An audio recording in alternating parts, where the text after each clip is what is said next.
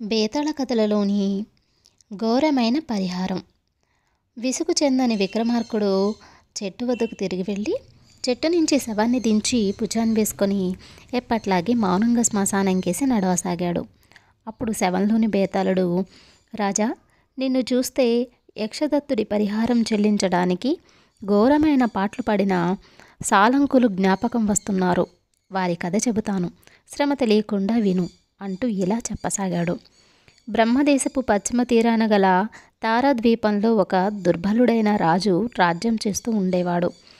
ప్రతి ఏడు దక్షిణ దీవుల నుంచి దస్యరాజు సైనికులు వచ్చి తారాద్వీపం వాసులను భయపెట్టి ఆ దేశంలో ఉండే ప్రతి ఒక్క రోలుకు, రోకలికి, చాటకు, తిరగలికి, పొయ్యికి వేరువేరుగా పన్నులు వేసి ఆ సొమ్ము పట్టుకుపోతుండేవారు. పన్నులు చెల్లించకపోతే ధన్యులు వచ్చి తారాద్వీపాన్ని కొల్లగొట్టి నానా బీభత్సము చేస్తారన్న భయంతో రాజు ఏటా పన్నులు చెల్లించేవాడు. ఈ పన్నుల భారంతో ప్రజలు ఆ ఏటికా ఏడు దారిద్ర్యంలో కూరుకుపోసాగారు. ధన్యులు మహాక్రూరులు, అనాగరికులు. వారితో యుద్ధం చేయడం అంటే సామాన్య ప్రజలకు భయం. అందరికన్నా పిరికివాడు రాజు. ప్రజలలో అసాధారణ శౌర్య పరాక్రమాలు గల వారు లేకపోలేదు. కానీ వారిని కూడగట్టే నాయకుడు లేడు. అందుచేత వారి పరాక్రమం నివురు కప్పిన నిప్పులాగా ఉండిపోయి ఏమాత్రమూ రాణించలేదు. ఇలా ఉండగా ఒక యువకుడు తారాద్వీపానికి కొత్తగా వచ్చాడు. కావడానికి అతను తారాద్వీపవాసే. కానీ చిన్నతనంలోనే అతన్ని యక్షులు తమ ప్రాంతాలకు తీసుకుపోయి యుక్త వయస్కు వచ్చేదాకా పెంచి స్వదేశానికి తిప్పి పంపారు. అతను కొన్ని యక్ష విద్యలతో పాటు జలతార అనే నౌకను, అప్రతిహతం అనే ఖడ్గాన్ని తీసుకువచ్చాడు. జలతార నీటిపైన, నేలపైన కూడా దాని నాయకుడి ఇచ్ఛానుసారం దానంతట అదే నడుస్తుంది. అప్రతిహతం దెబ్బకు గండరాళ్ళు సైతం వెన్నలాగా కరిగిపోతాయి. ఆ యువకుడి పేరు దక్షదత్తుడు. అతని తండ్రి, అన్నలు తారాద్వీపంలో ఉంటున్నారు. వారు విచారంగా ఉండటం చూసి యక్షదత్తుడు కారణం అడిగితే పన్నులు వసూలు చేయడానికి ధన్యులు రాబోతున్నట్టు తెలిసింది. ధన్యులను గురించి వినేసరికి యక్షదత్తుడికి భరించరాని ఆగ్రహం వచ్చింది. అతను వెంటనే రాజు వద్దకు వెళ్ళి, ధన్యుల దౌర్జన్యం మితిమిరిపోతున్నది. తారాద్వీపవాసులు తీసుకుంటూ చావడం కంటే ధన్యులను చంపి చావడం మేలు. మీరు యుద్ధానికి సన్నాహం చేయండి, లేదా నన్నైనా చేయనివ్వండి అన్నాడు. అతి కష్టం మీద రాజు యక్షదత్తుణ్ణి యుద్ధయత్నాలు చేయనిచ్చాడు. తారాద్వీపంలో ఉండే యోధులనందరినీ పిలవడానికి యక్షదత్తుడు తన తండ్రిని, అన్నలను తలా ఒక దిక్కుకు పంపాడు. అలా వెళ్ళిన యక్షదత్తుడి తండ్రిని సాలంకులనే 3 సోదరులు పట్టుకుని చంపేశారు. అందుకు కారణం ఉభయ కుటుంబాల మధ్య ఉండే పాత పగ. తన తండ్రి చనిపోయిన సమాచారం యక్షదత్తుడికి తెలియదు. అతను యుద్ధయత్నాలలో చురుకుగా పనిచేస్తున్నాడు. కొద్ది రోజులలో పన్నులు వసూలు చేయడానికి దస్య సైనికులు వచ్చారు. యక్షదత్తుడు వారిని చావగొట్టించి పంపేశాడు. దస్యరాజు ఉగ్రుడై తారాద్వీపం మీదికి పెద్ద సేనను పంపాడు. యక్షదత్తుడు దస్యుల పడవలను సముద్రంలో ముంచి దస్య సైనికులతో తమ సైనికుల చేత పోరాడించి తానే తన అమోఘమైన కత్తితో వందలాది దస్యులను చంపి గొప్ప విజయం సాధించాడు. యుద్ధంలో సాలంకులు కూడా అద్భుత శౌర్య పరాక్రమాలు చూపి యుద్ధం ముగిసిన మరుక్షణం యక్షదత్తుడు తన తండ్రి కోసం వెతికి జరిగిన సంగతి తెలుసుకున్నాడు. అతని రక్తం ప్రజ్వలించింది. అతను తండ్రికి ఉత్తరక్రియలు చేసి రాజధాని చేరేసరికి రాజు గొప్పగా విజయోత్సవం జరుపుతున్నాడు. యక్షదత్తుడు నిండు సభలో ప్రవేశించి సందడిగా ఉన్న సభలో నిలబడి 2 చేతులు ఎత్తాడు. మన వీరాది వీరుడు ఏదో చెబుతున్నాడు వినండి అన్నాడు రాజు. మహారాజా, ఎవరైనా మీ తండ్రి గారిని హత్య చేస్తే వారికేమి శిక్ష అని అడిగాడు యక్షదత్తుడు. శిరచ్ఛేదమే. నీకెందుకు ఆ సంశయం కలిగింది అన్నాడు రాజు. నా తండ్రిని హత్య చేసిన వారి సభలో ఉన్నారు. వారిని తగిన విధంగా శిక్షించవలసిందిగా తమరిని వేడుకుంటున్నాను అన్నాడు యక్షదత్తుడు. వారెవరో చెబితే నేర విచారణ జరిపి హంతకులని రుజువైతే వాళ్ళ తలలు తీయిస్తాను అన్నాడు రాజు. నేను వారి తలలు కోరను.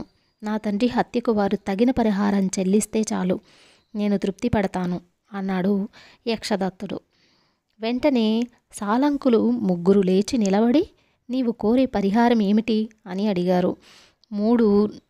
మూడు వెలగకాయలు, ఒక తోలు సంచి, ఒక ఈటె, ఒక కుక్కపిల్ల, ఒక పెనము నేను కోరే పరిహారం అన్నాడు యక్షదత్తుడు. ఇందులో ఏదో కిటుకున్నది.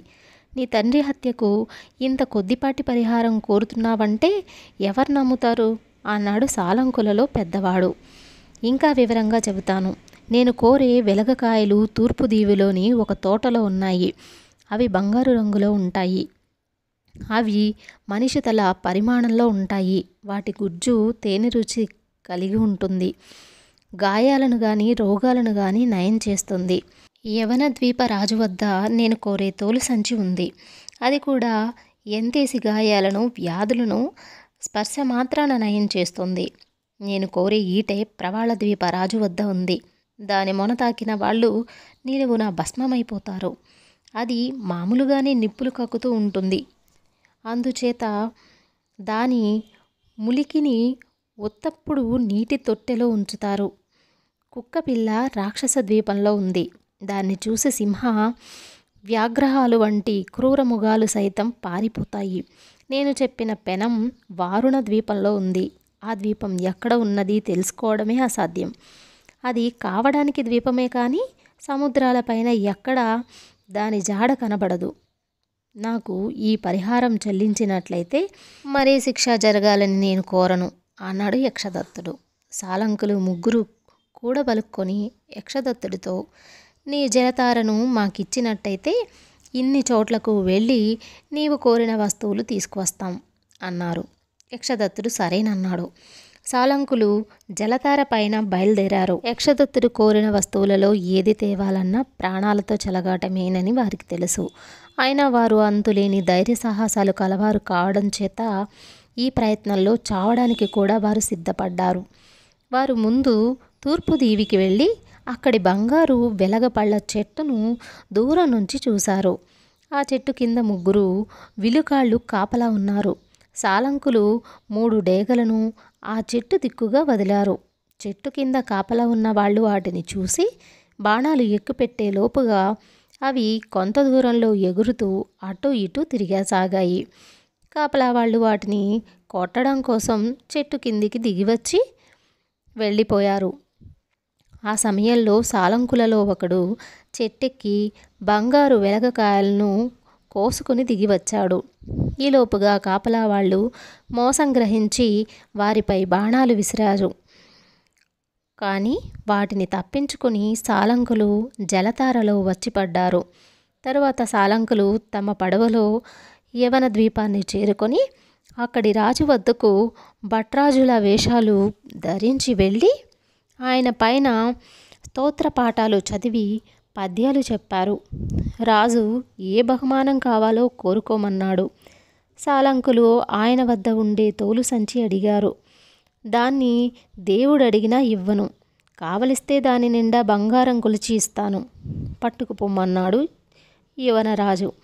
రాజుగారి భటుడు తోలు సంచిని బంగారంతో నింపుతుండగా సాలంకులలో పెద్దవాడు ఆ సంచిని లాగేసుకున్నాడు. రెండోవాడు భటుణ్ణి కత్తితో పొడిచాడు. దారిలో తమను అటకాయించిన వారిని అందరినీ చంపేస్తూ ఆ ముగ్గురు తమ పడవను చేరుకొని ప్రయాణమయ్యారు. అక్కడి నుంచి వారు ప్రవాళ ద్వీపానికి వెళ్ళి పండితుల వేషాలు ధరించి రాజు దర్శనం చేసి తాము తారాద్వీప ఆస్థాన పండితులమని లోక సంచారం చేస్తున్నామని చెప్పారు.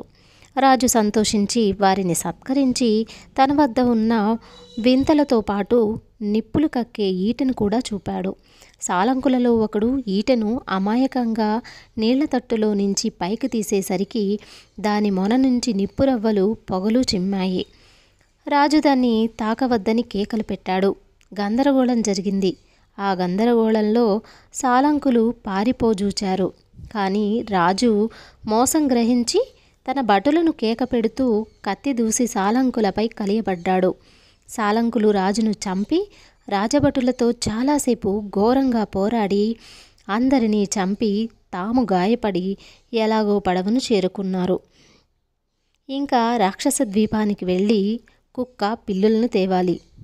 పోయిన కొద్దీ తమకు ప్రాణాపాయం హెచ్చుతుందని తెలిసి కూడా వారు యక్షదత్తుడు కోరిన పరిహారం చెల్లించడానికి నిశ్చయించుకున్నారు. అయితే రాక్షసరాజు వాళ్లను చూస్తూనే, మీరు సాలంకులు కారా? నా వల్ల మీకేం సహాయం కావాలి అని అడిగాడు. వాళ్ళు ఆశ్చర్యపోయి, సింహశార్దూలాలను బయటపెట్టే కుక్క పిల్లి ఉందంట కదా, కావాలి అన్నారు.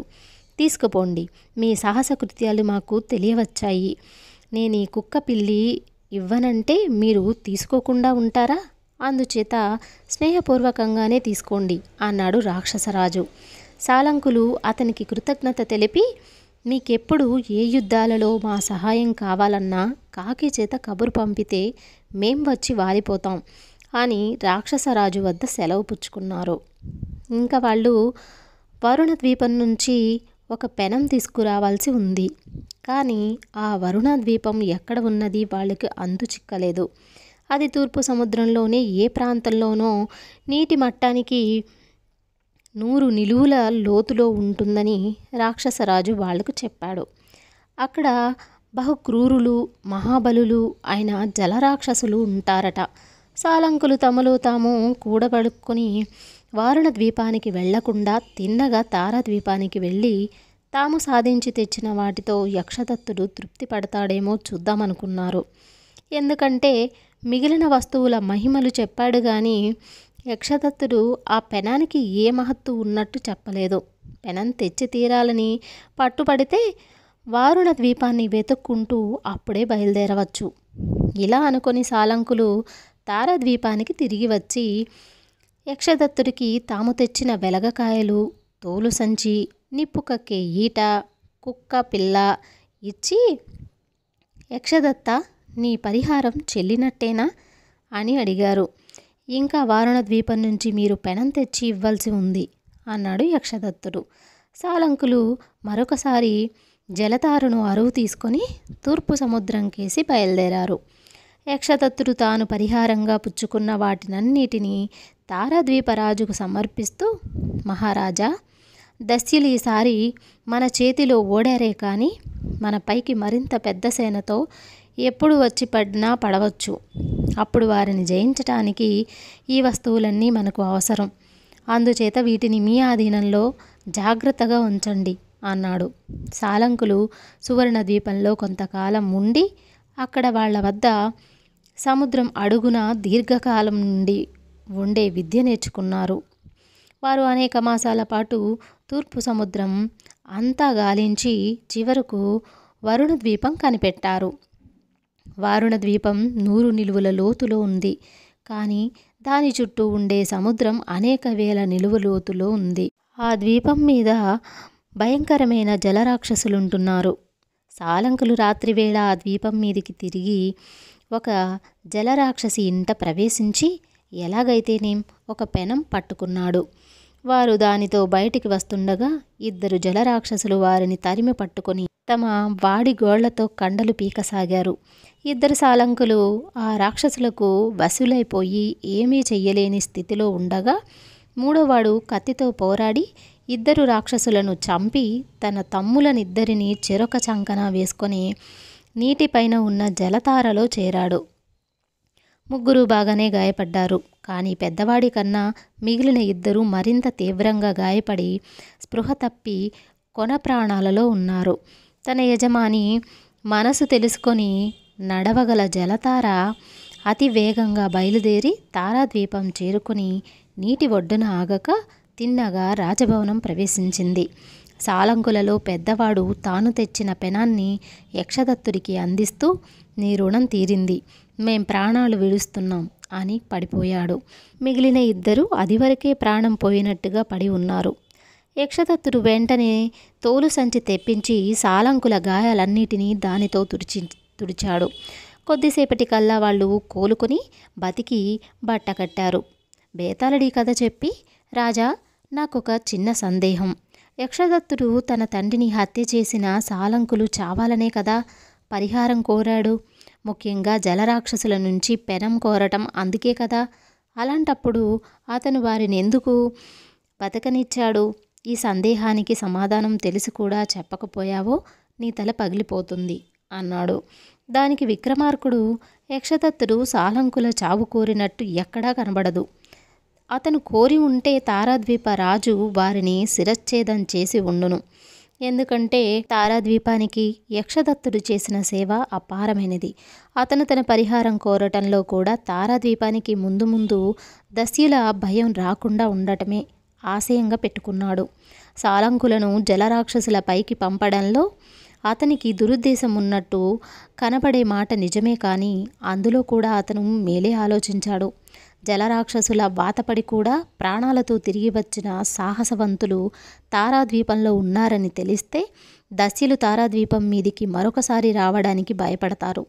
సాలంకుల సాటిలేని పరాక్రమం అదివరకే ప్రచారమైంది కనుకనే రాక్షస ద్వీప వాసులు కూడా వారితో తగాదా పెట్టుకోలేదు. తమ మధ్య సాలంకుల వంటి ప్రతాపవంతులున్నారంటే తారాద్వీప యువకులు ధైర్య సాహసాలు తెచ్చుకుంటారు. అందుచేత యక్షదత్తుడు మొదటి నుంచి చివరి దాకా తారాద్వీపం యొక్క శ్రేయస్సునే కోరాడని చెప్పాలి అన్నాడు. రాజుకి ఈ విధంగా మౌనభంగం కలగగానే బేతాళుడు శవంతో సహా మాయమై మళ్ళీ తిరిగి చెట్టెక్కాడు. కథ సమాప్తం. కథ నచ్చినట్లయితే తప్పకుండా లైక్ చేయండి. అలాగే మరిన్ని ఇంట్రెస్టింగ్ స్టోరీస్ కోసం మన తెలుగు కథల సమయం ఛానల్ని సబ్స్క్రైబ్ చేసుకోండి. Thanks for watching.